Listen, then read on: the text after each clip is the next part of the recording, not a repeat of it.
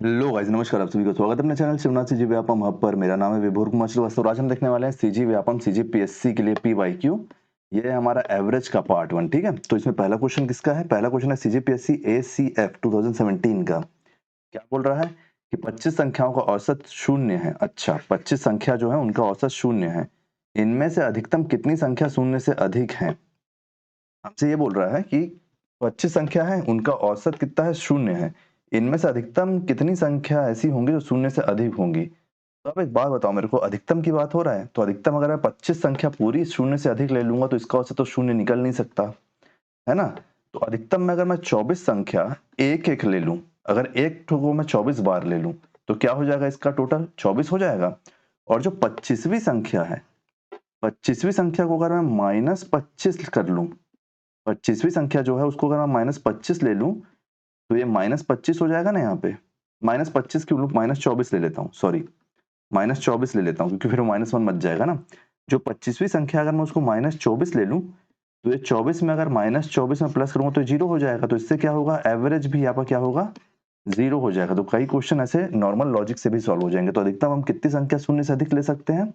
तो 24 संख्या शून्य से अधिक ले सकते हैं। तो ऑप्शन नंबर सी हमारा सही आंसर हो जाएगा। चलिए नेक्स्ट क्वेश्चन देखते हैं। नेक्स्ट क्वेश्चन है कि तीन दलों ए बी सी को 3:4:5 के अनुपात में मत प्राप्त होते हैं। कुल मतदाता 3,60,000 थे, जिसमें केवल 60% ने मतदान किया। तब तीनों दलों को प्राप्त मतों का औसत क्या है? मतों का औसत बोला है, ठीक है। किसमें पूछा है? हमारा सीजी व्यापम HCAG 2018 में क्वेश्चन आया है। तो देखो, कुल मतदाता कितने? 3,60,000 हैं। 3,60,000 कुल मतदाता हैं, जिसमें केवल 60% ने मतदान किया है। तो हमसे क्या पूछा है? तब तीन दलों को प्राप्त मतों का औसत पूछा है, तो अपन इसका पहले 60% निकाल लेते हैं। देखो, हम सबसे सिंपल वे से सॉल्व करेंगे जिसमें हम ये रेशियो निकालेंगे ही नहीं तो कई लोग पहले रेशियो निकालते फिर सॉल्व करते हैं ना। तो देखो, 60% ने जब मतदान किया है तो इन्हीं का हमको औसत निकालना है, क्योंकि इन्हीं से तो वोट मिले होंगे तीनों को। तो यहाँ से हमारा क्या निकल के आ जाता है? 2 जीरो से 2 जीरो कटा, ये कितना होगा? 6 6 36 6 3 6 6 18 18 और 3 2 1 6, कितने जीरो यहाँ पे? तो ये 2,16,000 लोगों ने टोटल वोट दिया। अब हमसे क्या पूछ रहा है? तब तीनों को दलों को प्राप्त औसत क्या है? तो हम कुछ नहीं करेंगे, हम सिंगल सिंगल नहीं निकालेंगे, हम डायरेक्ट ले लेंगे क्योंकि हमसे औसत पूछा है। तो हम इसको डायरेक्ट 3 से डिवाइड कर लेते हैं। तो क्या आंसर आ जाएगा हमारे पास? ये 7 बार में जाएगा, 2 बार में जाएगा और ये 3 जीरो, 72,000 हमारा सही आंसर हो जाएगा। ऑप्शन नंबर बी हमारा सही आंसर हो जाएगा। ठीक है, चलिए नेक्स्ट क्वेश्चन देखते हैं। Question number 3। क्वेश्चन नंबर 3 क्या बोल रहा है कि 6 संख्याओं का औसत x है। 6 संख्याओं का औसत x है। इनमें से 3 संख्याओं का औसत y है। 3 संख्याओं का औसत y है। शेष बची संख्या का औसत z है। मतलब शेष कितनी बची संख्या है? टोटल 6 संख्या है, 3 का औसत बता दिया तो 3 बची। ये क्वेश्चन आया हमारा सीजी व्यापम DEAG 2018 में। तो देखो, हम एक काम करते हैं, हमको क्या क्या पता चल गया यहाँ से। देखो, 6 संख्या का औसत कितना है? 6 संख्याओं का औसत x है, मतलब टोटल ये कितना हो जाएगा? तो ये टोटल हो जाएगा 6x। वहीं पे 3 संख्याओं का औसत क्या बोल दिया है? 3 संख्याओं का औसत y बोल दिया है, तो टोटल कितना हो जाएगा? टोटल हो जाएगा 3y। और क्या बोल रहा है? बची संख्याओं का औसत z है, तो 3 संख्या जो बची उनका औसत क्या बोल रहा है? z। तो टोटल कितना हो जाएगा? तो यहां से टोटल आपके पास निकल के आ जाएगा 3z। ठीक है, एक मिनट, 3z यहां से निकल के आ जाएगा। कई लोग इसमें कंफ्यूज हो जाते हैं तो मैं इसको हटा के अलग अलग ही लिख देता हूँ। ठीक है, ये हो जाएगा। तो देखो, ये हमको टोटल निकल के आ गया और हमारे पास टोटल 6 संख्याओं का कितना दिया हुआ है? 6 संख्या जो है वही तो 3 संख्या प्लस 3 संख्या है ना। तो 6 संख्याओं का औसत हमारे पास कितना है? 6x। टोटल, टोटल औसत नहीं। और यहां से पहली 3 संख्या कौन सी हो गई? 3y। और दूसरी कौन सी है? दूसरी है 3z। जो बची हुई 3 संख्या वो क्या है? 3z। तो यहां से हमारे पास क्या हो गया? हमारे पास 3x 6x और यहां से हम 3 कॉमन ले लिए, अंदर बचा y प्लस z। ये 3 कटा, 6 कटा 2, ये हो गया 2x। अरे, सिंबल गलत हो गया, sorry. 2x equal to y plus z. तो ये हमारा आंसर निकल के आएगा। क्या है? ये हमारे ऑप्शन में है या फिर कुछ और करना पड़ेगा? ऑप्शन नंबर बी हमारा सही आंसर हो जाएगा। ठीक है, कहीं पे भी कोई भी डाउट हो तो पूछ लेना। Next question, question number 4। कब आया है ये आया खादी 2 2019 में कि यदि 16a plus 16b plus 16c equal to 144 है तो ए बी और सी का औसत क्या है? ए बी और सी का औसत पूछ रहा है। ठीक है, तो देखो सबसे पहले हमको क्या जानकारी है, 16a plus 16b plus 16c equal to 144। तो देखो जब आप यहाँ 16 कॉमन ले लोगे तो ये जो क्या 16, ये हो गया a plus b plus c, यहाँ से क्या है, यहाँ से 144। आप इसको काटो, क्या ये डायरेक्ट कटेगा, ये a plus b plus c direct cut रहा है क्या, देखो 8 से कटेगा क्या, 8 से कटेगा क्या ये, 8 6 48, नहीं ये किससे कट जाएगा, 4 है तो आपका 4 से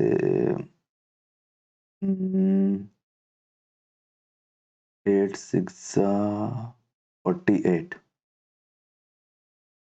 9 से कटेगा, 9 से 9 6 54 का 4 5 9 1 9, ये 54। ए बी सी का टोटल क्या आ गया, 9 आ गया। हमसे औसत पूछा है तो औसत के लिए क्या करना पड़ेगा, ए बी सी 3 संख्या है, 3 से इसको डिवाइड कर दो, 3 आपका सही आंसर आ जाएगा कि औसत 3 है। ऑप्शन नंबर सी आपका सही आंसर हो जाएगा। चलिए नेक्स्ट क्वेश्चन देखते हैं, क्वेश्चन नंबर 5 कब पूछा है, पटवारी 2019 में कि 35 विद्यार्थियों की कक्षा में विद्यार्थियों की औसत आयु 17 वर्ष है। तो देखो 35 विद्यार्थियों की औसत आयु 17 वर्ष है, मतलब टोटल आयु कितनी हो जाएगी, तो टोटल आयु यहाँ से आपका निकल के आ जाएगा 35 इंटू 17, ये हो जाएगा 350, 350 और 200 तो 595, 595 निकल के आ जाएगा। ठीक है, फिर आगे क्या बोल रहा है कि उस कक्षा के शिक्षक और विद्यार्थियों के औसत आयु 18 है। तो एक शिक्षक अगर मैं जोड़ दूंगा, इस 35 में अगर मैं एक टीचर भी जोड़ दूंगा तो ये कितना हो जाएगा, टोटल 36 हो जाएगा।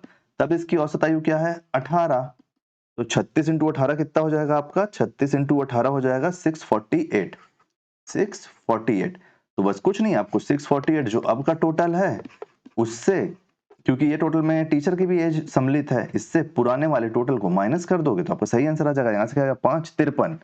तो टीचर की आयु हमसे पूछा है तो टीचर की आयु 53 वर्ष है। ऑप्शन नंबर ए हमारा सही आंसर हो जाएगा। चलिए नेक्स्ट क्वेश्चन देखते हैं, नेक्स्ट क्वेश्चन क्या बोल रहा है। Next question, question number 6, question number 6 पटवारी 2019 क्या बोल रहा है कि 5 क्रमागत संख्याओं का योग 55 है। 5 क्रमागत संख्याओं का योग 55 है, जबकि 7 क्रमागत संख्याओं का योग 77 है। तब पहली श्रेणी की सबसे बड़ी संख्या और दूसरी श्रेणी की सबसे छोटी संख्या का अंतर क्या होगा। ठीक है, तो देखो पहली संख्या अपन मान लिए x, तो हमारी दूसरी संख्या क्या हो जाएगी, दूसरी संख्या अपने आप x प्लस 2 हो जाएगी। तीसरी संख्या क्या हो जाएगी, x प्लस 2 हो जाएगी। पहली संख्या क्या है x, तो दूसरी संख्या क्या होगी, उससे एक बढ़ जाएगी, क्रमागत बोला है तो x प्लस 1। तीसरी संख्या उससे एक बढ़ जाएगी तो x प्लस 2। चौथी संख्या उससे एक x प्लस बढ़ जाएगी तो x प्लस 3। और पांचवी संख्या x प्लस 4। इसका टोटल क्या है, 55 है, बता दिया। ठीक है, तो सॉल्व कर लेते हैं पहले अपन इसको, यहीं से यहीं सॉल्व कर लेते हैं। तो 1 2 3 4 5, 5 है ये, तो ये 5x, 1 2 3 4 5, ठीक है। 5x plus 2 3 6 10, 10 equal to 55। क्या हुआ, ये 10 इधर आके माइनस हुआ तो 5x इक्वल टू 45।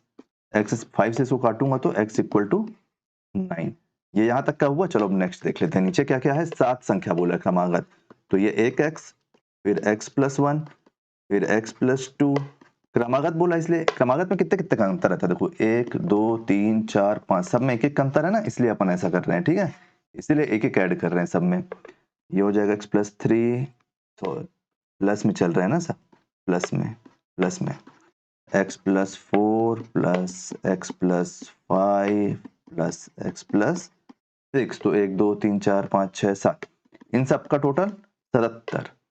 क्या हुआ, देखो 6 1 2 3 4 5 6 7, 7x प्लस 3 3 6 4 10, 10 और ये 21, 21 इक्वल टू 77। 21 ही हो रहा है ना, 6 4 10, हाँ 21, 77। 21 इधर जाके माइनस होता है तो 7x, 21 से माइनस होगा तो 56, और 7 से कितने बार में जाएगा तो x की वैल्यू यहां से आ जाएगी आपके पास, क्या आ जाएगी, 8। ठीक है, अब देखो 8 समझो 56 होता है ना, क्योंकि अब देखो हमसे क्या पूछ रहा है कि पहली श्रेणी की सबसे छोटी संख्या मतलब x, तो पहली संख्या की श्रेणी की सबसे छोटी संख्या और दूसरी श्रेणी की सबसे, सॉरी सबसे छोटी नहीं, पहली श्रेणी की सबसे बड़ी संख्या मतलब x प्लस 4, और दूसरी श्रेणी की सबसे छोटी संख्या मतलब x। का अंतर क्या है, ठीक है। तो ऊपर x प्लस 4 बोला था, x प्लस 4 बोला था, तो पहली श्रेणी वाली संख्या से बोला था। तो यहाँ पे क्या है, देखो x ये है 9 और ये 4, तो मतलब क्या हो जाएगा, 9 और 4 कितना हो जाएगा 13। 9 प्लस 4 माइनस करूंगा मैं, यहाँ से सबसे छोटी संख्या क्या है x, तो क्या है 8। बस आप निकाल लो, इसको सॉल्व कर लो, कितना हुआ, देखो ये हो गया 13, 13 माइनस 8 मतलब 5। आपका सही आंसर हो जाएगा ऑप्शन नंबर ए, आपका सही आंसर हो जाएगा। चलिए नेक्स्ट क्वेश्चन देखते हैं, नेक्स्ट क्वेश्चन क्या बोल रहा है। नेक्स्ट क्वेश्चन, क्वेश्चन नंबर 7, ये कब आया है, सीजी व्यापम एसएमएस 2018 में। एक कक्षा में 35 विद्यार्थी हैं, जिनमें से 35 लड़कियां तथा शेष लड़कियां हैं। 35 विद्यार्थी है जिसमें से 25 बॉय हैं और 10 गर्ल हैं, ठीक है, 35 स्टूडेंट में। यदि लड़कियों का औसत वजन 20 ग्राम है तथा लड़कों का औसत वजन 27 ग्राम है, ठीक है, बॉय का औसत वजन 25 बॉय है, 27 ग्राम है, तो मतलब टोटल कितना हो, 27 किलोग्राम है, तो मतलब टोटल कितना हो जाएगा, 25 इंटू 27 हो जाएगा आपका 675, 675, ठीक है। और गर्ल कितनी है, टोटल गर्ल कितनी है 10, और इनका औसत वजन कितना है 20, तो ये कितना हो गया 200। यहाँ तक काम को आ गया। तो संपूर्ण कक्षा का औसत वजन कितना होगा, ठीक है, तो ये हो गया 875, और विद्यार्थी कितने हैं, तो विद्यार्थी 35, तो इस 35 में से इस 875 को डिवाइड कर दो। 875 सॉरी 875 को आप 35 से डिवाइड करोगे तो आपका निकल के आ जाएगा 25। इसको इससे डिवाइड कर दो, क्या निकल के आएगा 25, तो 25 किलोग्राम हमारा सही आंसर हो जाएगा। 25 किलोग्राम हमारा सही आंसर हो जाएगा, ऑप्शन नंबर सी हमारा सही आंसर हो जाएगा। चलिए नेक्स्ट क्वेश्चन देखते हैं, क्वेश्चन नंबर 8। किसी कक्षा के विद्यार्थी की औसत आयु 15 वर्ष है। उस कक्षा में 5 विद्यार्थी जिनकी औसत आयु 12 वर्ष है आते हैं और पूरी कक्षा की औसत आयु कम होकर 14 हो जाती है। कक्षा के विद्यार्थियों की मूल संख्या क्या थी, क्वेश्चन कब आया, DEAG 2018 में। तो देखो किसी कक्षा के विद्यार्थियों की औसत आयु 15 वर्ष है, तो अपन पहले मान लेते हैं कि पहले आयु x थी, तो टोटल विद्यार्थी x थे, तो टोटल कितना हो जाएगा, टोटल 15x हो जाएगी उनकी आयु, स्टूडेंट, और total student age, total student age, ठीक है, समझ गए ना। हटा देता हूं इसको, नहीं तो कंफ्यूज हो जाओगे तुम लोग, है ना। डायरेक्ट लिखता हूं, पहले x थे स्टूडेंट, तो उनकी टोटल एज कितनी हो गई थी 15x। लाइन खींच देता हूं यहाँ पे एक ठो। उस कक्षा में 5 विद्यार्थी जिनकी औसत आयु 12 वर्ष है। 5 विद्यार्थी और आए तो नया कितना हो गया, नया हो गया x प्लस 5 स्टूडेंट हो गए, और आपका जिनकी औसत आयु 12 वर्ष है, 12 वर्ष है, ठीक है, तो कितना बढ़ जाएगा, तो 15x में 15x पहले थी टोटल आयु, इसमें कितना बढ़ गया 12 पंचे 60। ये 60 कहां से आया है, तो 12 इंटू 5, 5 स्टूडेंट का 12 वर्ष। एक मिनट ना, 5 स्टूडेंट का 12 वर्ष कितना हो गया, ये हो गया 60, ये 60 यहां से बना है, इसमें भी एक लाइन खींच दो। तो क्या बोल रहा है, आते हैं और पूरी कक्षा की औसत आयु 14 कम हो जाती है। कक्षा के विद्यार्थियों की मूल संख्या क्या थी, ठीक है। देखो हमारे पास नया पुराना दोनों जानकारी आ गया है। अब हमको क्या पता है कि 14 कम हो रही है, तो अभी हमारे पास स्टूडेंट कितने हैं x, तो x प्लस 5 इतने टोटल स्टूडेंट है, इसी में तो ये 14 टोटल एवरेज एज है। जब अपन इसको इसमें इंटू करेंगे तो हमारा ये निकल के आना चाहिए ना 15x प्लस 60, इसकी टोटल एज होनी चाहिए।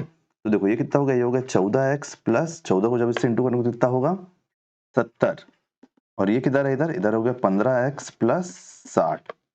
अब देखो 14x है, 14x को इधर भेज दो तो ये कितना हो जाएगा 15x minus 14x equal to 60 को इधर भेज दो तो 70 माइनस 60, क्या हो गया यहाँ पे x इक्वल टू 10 ईयर्स। आपका सही आंसर हो जाएगा x equal to 10 year, x equal to 10 year नहीं सॉरी 10, x इक्वल टू हमारी संख्या थी ना स्टूडेंट की शुरुआत में, तो x equal to 10 student, total student कितने थे 10, तो ये हमारा सही आंसर हो जाएगा, ठीक है। चलिए नेक्स्ट क्वेश्चन देखते हैं, क्वेश्चन नंबर 9।